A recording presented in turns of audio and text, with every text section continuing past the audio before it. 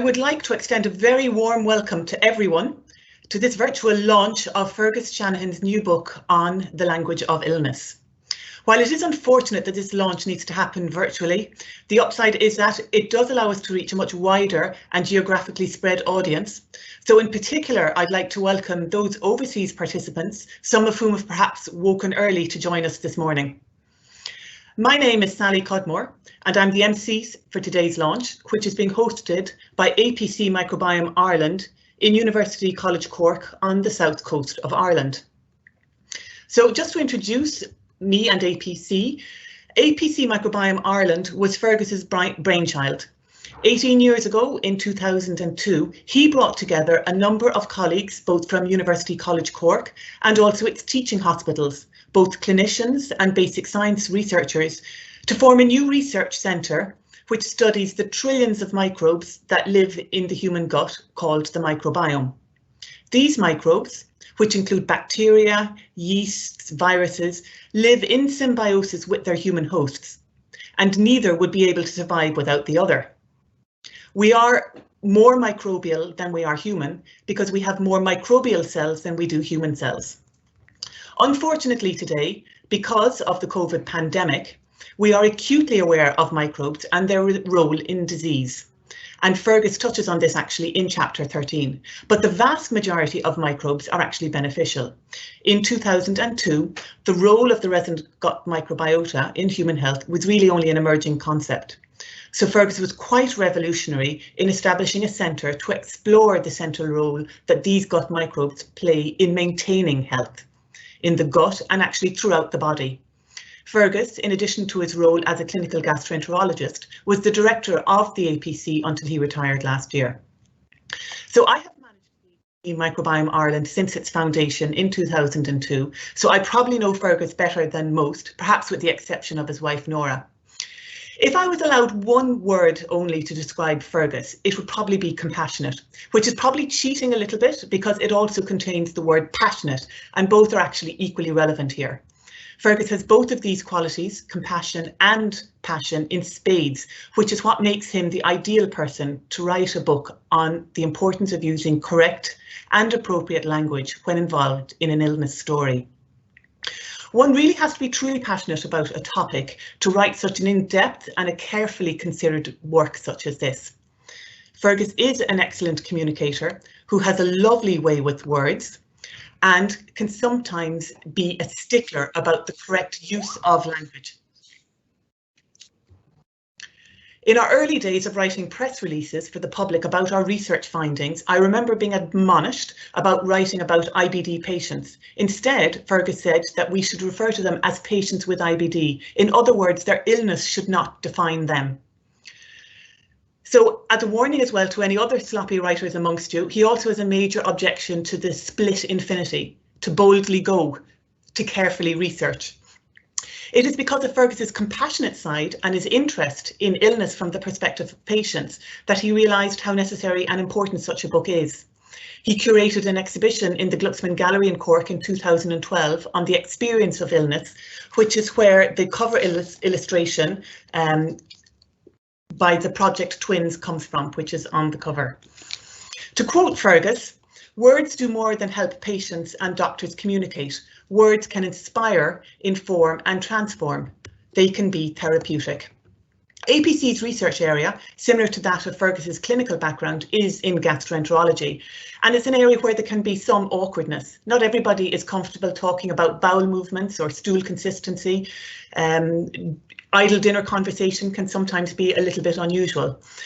So in our research, we rely very much on the goodwill of patients and on healthy volunteers in order to collect fecal samples. That is so important to us. So as researchers, it's also important to be able to communicate with these volunteers in our studies and with the public, who ultimately pay for this research, in a two-way dialogue. And so this is just as important for researchers as it is for doctors. We all need to be able to communicate our work in a way that can be readily understood by non-experts. So this book is not just for doctors or for patients or for carers, it is for everyone. This book is about the value of effective communication and dialogue. Careful consideration of the words we use is probably the most important lesson in professional life, as Fergus says in the introduction. I am lucky to call Fergus a colleague, a mentor, a friend, and occasionally, exactly because of his passion for what doing what he believes is right, a thorn in my side, to quote Annie Lennox instead of Madonna, as Fergus does in his book. I'm honoured to have been invited to participate in this book launch, and I wish him the best of luck. We're hoping to have some time at the end for questions, so if anybody would like to pose a question to Fergus, please do type the questions into the chat box and we will try to get to as many of them as possible. So before I introduce our next speaker, I would like to finish with a quote from the author and civil rights activist Maya Angelou, which I think is very apt for Fergus. She said, "My mission in life is not merely to survive, but to thrive, and to do so with some passion, some compassion, some humour, and some style." So now, without too much more further flapdoodle, I would like to boldly go to the next part of this launch and to introduce Sean O'Keefe, who is a publisher at the Liberties Press in Dublin. Thank you for the introduction, Sally. Liberties Press has published several hundred books since the company was set up nearly 20 years ago. Of all of these, I could count on the fingers of one hand, or possibly two, the ones that had something significant to say and have stood the test of time. The Language of Illness is one of those books. This book has two chief merits. Firstly, it demystifies illness. Years ago, illness, whether physical or mental, was often seen as a sign of personal, even spiritual weakness. Now it's regarded more as something that happens to a person and should be dealt with as such. As Fergus points out, being ill is as much a part of being human as being born and dying. While we needn't celebrate all aspects of life, it's important that we look them straight in the eye and see them for what they are. With this in mind, you might expect a book on illness to be a depressing read. In fact, it's precisely the opposite. The Language of Illness is extremely moving and indeed uplifting. This is a tribute to Fergus's skill as a writer, his wide reading and his long professional career, all of which he draws on deeply. And you needn't take this from me, the book has received glowing endorsements from all corners in advance of publication. Secondly, the book crosses the divide between the arts and the sciences, in this case, the medical sciences. It's very rare to see this in any field. Reading the book feels like an enriching experience, like eating a good meal. In particular, in Ireland, there's a need for a better general understanding of scientific topics among ordinary people, which the Language of Illness offers in abundance. I'm delighted to report that Éditions Les Arènes will be bringing out a French language edition of the book in spring 2022. Flore Guéry, editor at Les Arènes, and Laura Fountain, the agent who brokered the deal, are here today, and I'm looking forward to continuing to work with them both. Finally, I should say that Fergus has been an absolute pleasure to work with. In this whole process, I've only met him and Nora, his wife, twice, and then only briefly. As Fergus put it when I mentioned this to him, well, I know that I exist, and I'm pretty sure that you exist too. Well, now the book exists as well, produced while a global pandemic was raging. And on that subject, I'd like to thank the Gutenberg Press in Malta, who created a very attractive hardback book for us and got it to us on time in what must have been challenging circumstances. The cover image, used courtesy of the Project Twins in Cork and designed by Rowdy Corser in Wicklow, is very striking, and the book features a number of seldom seen photographs and original illustrations. I'd also like to thank Mark McCarthy, Brenda and the team in UCC, and Catherine Buckley and Hannah Fields, who are helping promote the book to a wider audience, both here in Ireland and internationally. I'd like to wish the Language of Illness every success, and Fergus along with it. Here at Liberties, we'll continue to do everything we can to put it into as many people's hands as possible. Thank you very much. Thank you very much, Sean. And we're next I'd like to introduce Professor Mary Hogan, who is the president of the Royal College of Physicians of Ireland, a professor in the School of Medicine in University College Cork, and a consultant in infectious diseases. Thank you, Sally, and thank you, Fergus, for allowing me to participate in the launch of your book. I had the pleasure of reading it in what was an unusually wet day in Ireland, up in the northwest of the country. My father was an English teacher and he was very finicky about the use of language too. So I have that been brought up that way about how using language really makes a difference.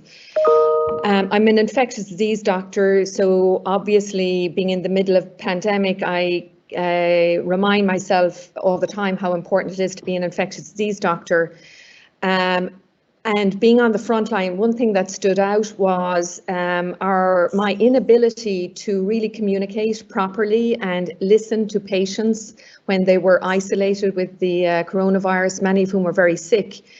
It was hard to touch them. They saw you just through goggles, and that compassion that we show as physicians seemed to be lacking a little bit. The other thing that I think is important is this drive to telemedicine.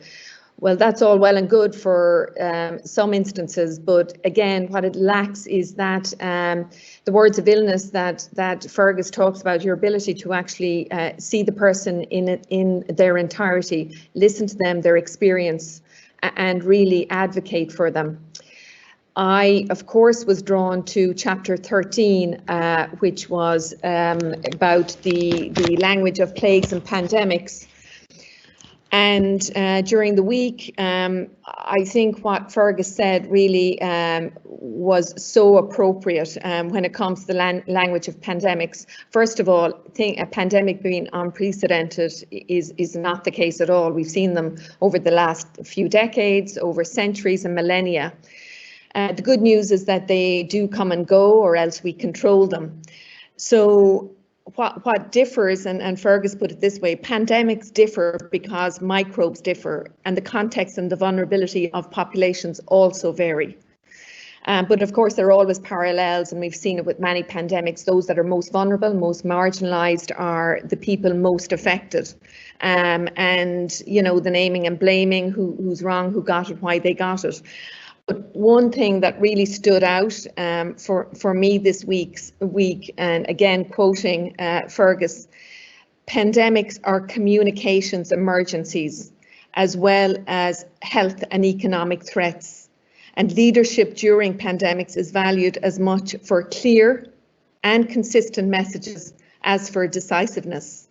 And survivors and those of us who are all, and globally we're all affected by a pandemic, look for meaning.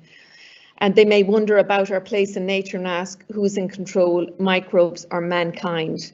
And I think this drives home a lot of the recent challenges that we have, putting things in context, not spreading the contagion of fear, which is a communication issue, rather than reassuring the population that we work with, and most importantly, assuring those patients and families who've been affected all the time by listening to them, listening to their concerns. And we as a college who've been around since 1654 will continue to strive to do this. I always lean on Fergus's broad knowledge, and picking up on Sean's point, the importance of arts in the practice of the art of medicine is something that is very dear to us in our college here, and Fergus always steps up to the plate when I ask him to clearly communicate that. So again, thank you. Really enjoyed the book. It should be mandatory reading for any doctor and certainly any of our medical students. Thanks, Sally. Thank you very much, Mary, for that. Thank you. So last but certainly by no means least, I'm going to introduce Fergus and ask him maybe to give us a sense of what inspired writing this book. So I'm going to hand over to Fergus, who is a clinical gastroenterologist and until recently was the chair of medicine in UCC as well as the director of APC Microbiome Ireland. Thank you, Sally, and welcome to everyone around Ireland and around the globe who've tuned into this book launch. These are strange times, and therefore we have to take strange measures. The arts and humanities have suffered greatly during this time, and it's extremely difficult to promote a book at this time. And I am sensitive to a number of artists who can't actually make a living at the present time. I did not do this book to make a living. I wrote this book because I have something to say. It is not an academic text. It is hopefully quite the opposite of that. I wrote it because I wanted to make people think about something that is universal and timeless, namely illness. Now, I spent most of my life dealing with disease. I've written many books on disease. I've written hundreds of articles on disease. I've spent hours and hours each day studying disease from various different aspects. These are primarily chronic diseases, lifelong diseases. I've looked at them from the microbial perspective, from the immunologic perspective, from as many perspectives as possible. But it came late to me, embarrassingly late, that I had never actually addressed the illness associated with those diseases. Disease is the objective evidence that there's something wrong. Illness, on the other hand, is the lived experience with that disease. So what I wanted to achieve with this book is not to address split infinitives or any of those kinds of linguistic eccentricities that I might have, but rather to use simple language and primarily give a voice to patients.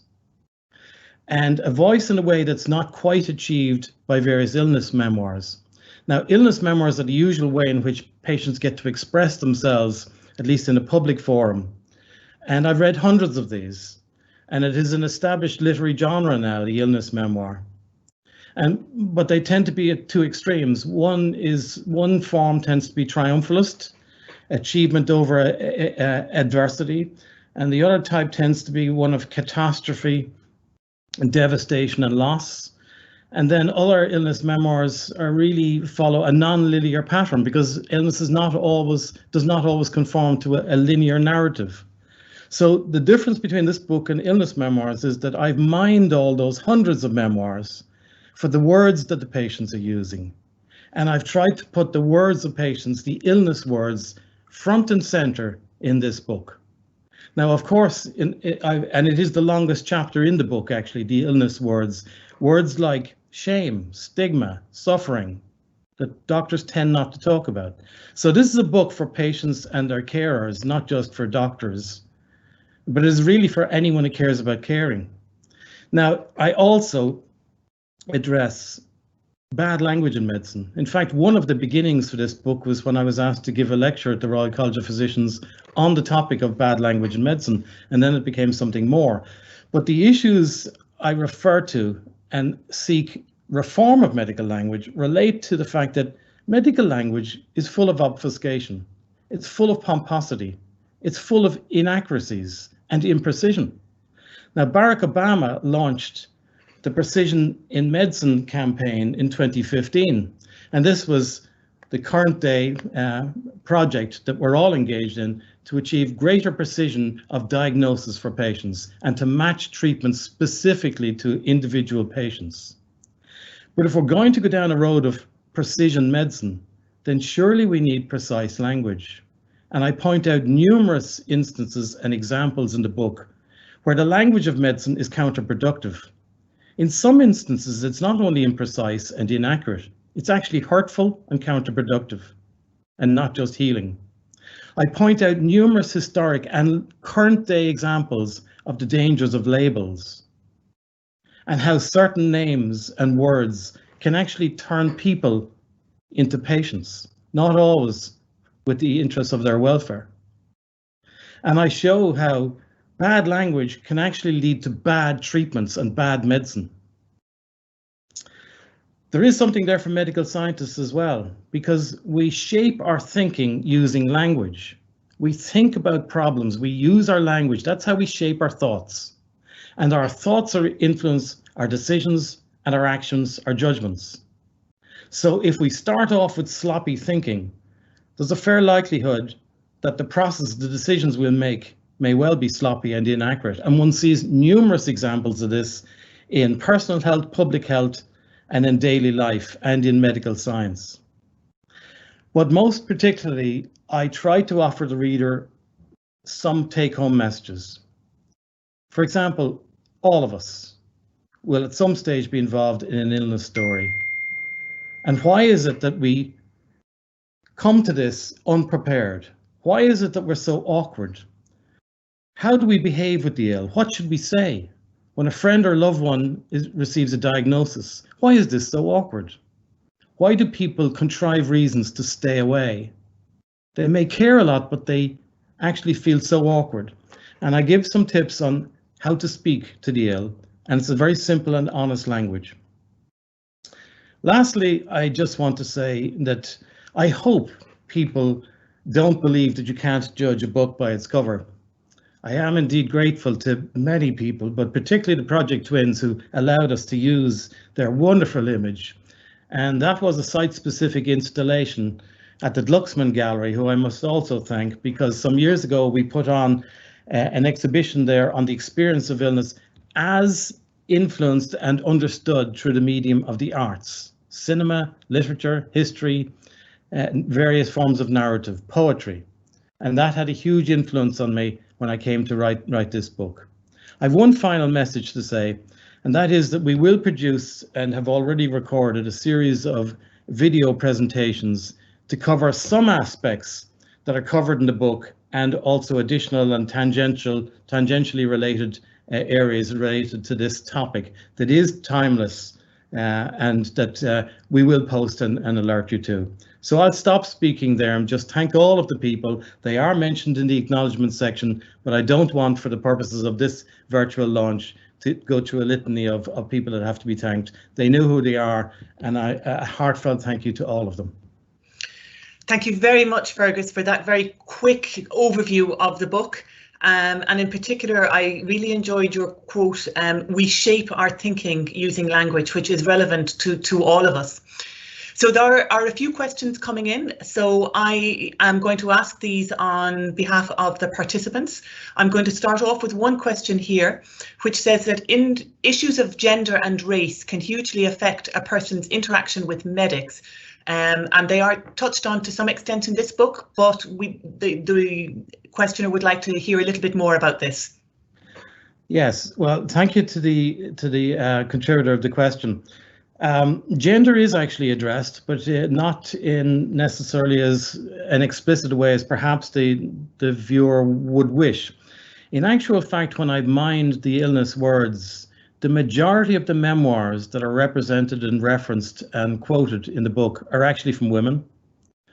And men are represented, of course, as well, but women are mentioned. And indeed, the issue of gender bias in medicine could represent a book unto itself. And in fact, I do actually acknowledge and reference the work of Maya Dusenberry, who wrote a book specifically on this topic, and that's actually referred to in the text and in relation to chronic disease. There's no doubt that women, for example, tend to have later diagnoses. In the past, doctors tended to dismiss their pain. They tended to get less analgesia than men. I do actually acknowledge all of this. But the best way to address this is to give women their voice, and that's what I've done. I've cited their voices in the illness language and the illness words. With regard to race, I feel as passionate about race as anyone else does. I know what it's like to suffer an inferiority complex and to be treated in some way as being inferior. I've worked with people who are discriminated, the Irish travellers. So I'm deeply conscious of race and ethnic biases, but I think it's such an important issue that it deserves a book unto itself. And for me to parachute in some sort of superficial way would risk actually being disrespectful to such an important topic. It's not the only topic that's not addressed. The book is not intended as an academic encyclopedia. There are other topics that are not included here. One being, for example, spirituality. I did not feel at this stage sufficiently well equipped to deal with that, but that will occur in another book that is also in preparation, which will be a multi-author book, and I will ensure that race will give the proper time and space in such a book, but it wasn't for this book. It's too important a topic. Thank you, Fergus. Another question here. You mentioned shame, stigma, suffering. Why do you think that people often try to conceal their illness? Is it because of issues such as this? Yes, there are numerous reasons. One may well be because they need time to think about it. Their thoughts frequently go to their loved ones. They don't want to actually care about other people. They don't want other people to be worrying about it. But one thing that's consistent in all of the illness memoirs that I've studied, and the things and most of what I've learned from patients themselves over the years. And one consistent feature is they're concerned and anticipate the behavior of others. For example, there is no inherent aspect of any disease that makes it stigmatizing. It's the behavior of others that makes a disease stigmatizing. And it can be something as simple as awkwardness. I refer to a number of conditions like this. For example, Alan Bennett, when he was diagnosed with colon cancer, this is the famous English playwright, he writes in his diaries, when he was diagnosed with colon cancer, he noticed a change in the behavior and attitude of the people in the doctor's office. Even the receptionist found it difficult to engage with him face to face, eye to eye, because she knew the diagnosis. So this awkwardness comes into play. I cite illness memoirs from doctors whose careers changed because their colleagues were aware that they had some serious illness diagnosis. It's well visualized actually in The King's Speech, in the famous movie The King's Speech, where the new king, a reluctant king, has a profound stammer, but yet has to go before an enormous audience and speak. And one sees the eyes drift away in the audience, embarrassment, and he feels a sense of failure and a sense of shame because of their reaction. There's nothing about disability or illness that of itself should create stigma. It is the behavior of others. And it is that awkwardness that I try and address in the epilogue of the book to try and help people know how to behave with the ill and get over that awkwardness of face-to-face contact with someone who has a serious illness. And that is why people avoid telling or conceal a diagnosis. There are many other reasons, of course. Thank you, Fergus. As indeed you say, that epilogue, which is a single page, does provide very practical example on what to say or not to say. Another question here, you cover care as a waiting game, but waiting for care for people of slender means can be soul destroying. Do you have any thoughts on this? I couldn't agree more. Waiting is one of the words I would call an illness word. It's underappreciated. We talk about waiting lists in a generic sense as a public health issue and as a hospital crisis and as something for the politicians to talk about. But for the patient, it has a profound influence. And yes, of course, poverty also influences that.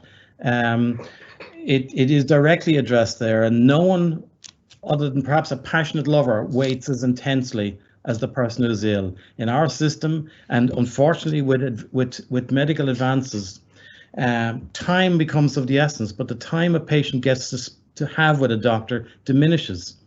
And waiting, I'm afraid, is something that's insufficiently addressed, and that's why I give practically a complete chapter to waiting. Thank you, Fergus. Why do you think offensive language evolved in medicine?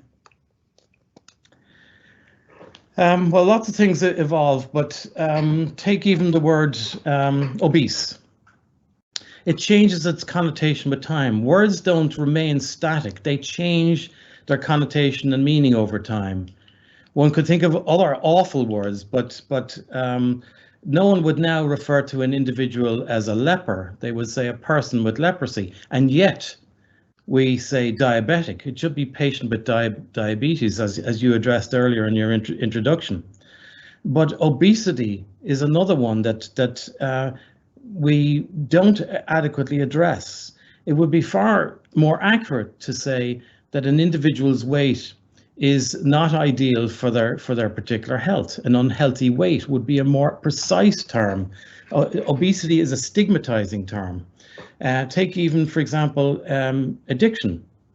There's dreadful language that I address in that chapter, and how those patients are referred to. And if they're made to feel stigmatized with such language, they're less likely to comply with therapy. They're less likely to even engage with a doctor. So patients frequently say they speak a language different from their doctor.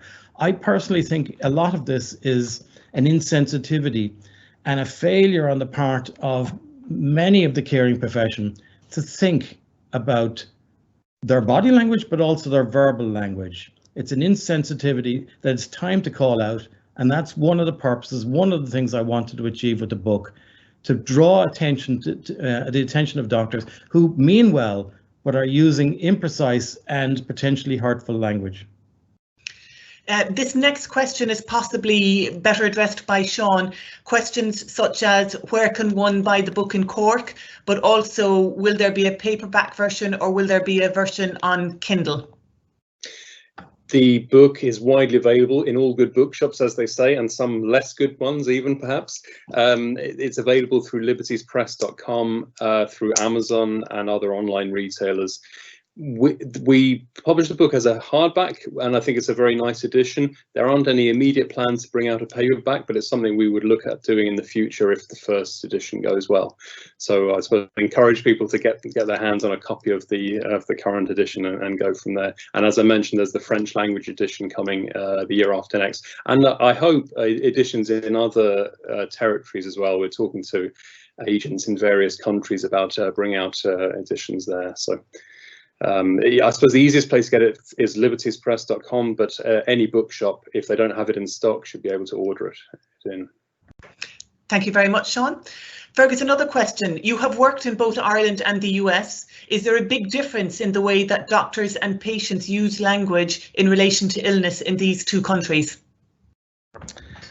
The health systems are quite different.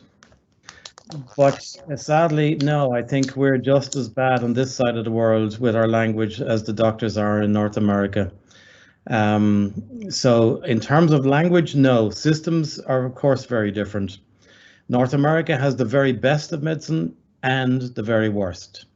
And to the viewer who came in and asked about poverty and a patient's economic welfare, North America has no safety system. When one falls, there is a very poorly developed public health system there. That would be one difference. But in terms of language, we're just as bad as they are, and they're just as bad as us in terms of the language we use. Thank you. I think we have time maybe for one or two more questions. So another one here. Has the doctor and patient relationship changed since you've become a doctor? Yes. Yes, the doctor-patient relationship has certainly changed. I've seen profound changes in diseases, but actually I think we've taken our eye off the ball in terms of the doctor-patient relationship. Both have become dissatisfied with it. And the main reason is time, I think. It is a curious paradox in medicine that as we've made extraordinary advances in disease, patients are more concerned about their health than ever before. So despite the fact that we are actually healthier than we've ever been before, and we're making all these extraordinary advances, yet we are more suspicious and more concerned about our health than ever before. Patients are increasingly unhappy with their doctor-patient interaction. The main reason for that, apart from language, is actually time. With every medical advance since probably World War II, every significant medical advance that has happened, as marvelous as it may be, it has actually led to a reduction in the time that doctors spend with patients. Now, this is highly unsatisfying for the patient, of course, but it's also unsatisfactory for the doctor. And I believe some of this has contributed to what is another pandemic, and that is professional burnout. I, for example, still get tremendous satisfaction giving people time and looking at the subtleties and simple things, the everyday aspects of illness. They're as fascinating to me today as they were at the beginning of my career. But the time available has diminished enormously. And while we talk about time at that individual doctor-patient relationship, the system looks at time in a very different way. It looks at it as an expense. So we have this polarization between the doctor-patient team on the one hand and the healthcare system on the other hand, that look at this in a different way and tend to look at quantity rather than quality of the interaction. So I think in the future, because medicine has become so complex, multidimensional, and the system has become so complex, I think in the future doctors will become more coaches for the patient to help them navigate the system. So more than ever, we do need a doctor, but we don't need a doctor for information. The patients can get that on Google or anywhere else. They need the doctor for wisdom and guidance and assistance to get through the system. And that's how I feel the doctor-patient relationship is changing. It's no longer just about a paternalistic situation where the doctor knows everything and the patient is left with this asymmetric interaction. I've drawn a figure in the book which shows the asymmetry between the two of them historically. I think this should become more one of partnership and engagement to get through an uncaring or a seemingly cold system. And there is a chapter just on the language of the system in the book as well. But that's where I think the doctor will become more of a coach rather than an informant for the patient. Thank you, Fergus. And the last question is whether this book would help an individual to deal with a patient with Parkinson's. Yes, I hope so, because Parkinson's, while the book doesn't deal with the disease of Parkinson's, the illness of Parkinson's has many commonalities with other degenerative conditions or chronic conditions. So what they have in common is chronicity, lifelong. And the themes that emerge, the themes of the illness words that are used there, words like anger, the tyranny of being told to have a positive mental attitude. I would never tell a patient to have a positive mental attitude. That's a tyranny and a stressor and a stigmatizer in itself. So many of these comments are relevant to any chronic disease. The book is really not so much about acute illness, that is short-term illness. The book is really about chronic disease, whether that be cancer, Parkinson's, autism, or chronic inflammatory bowel disease. Those themes have similar commonalities across all those chronic diseases.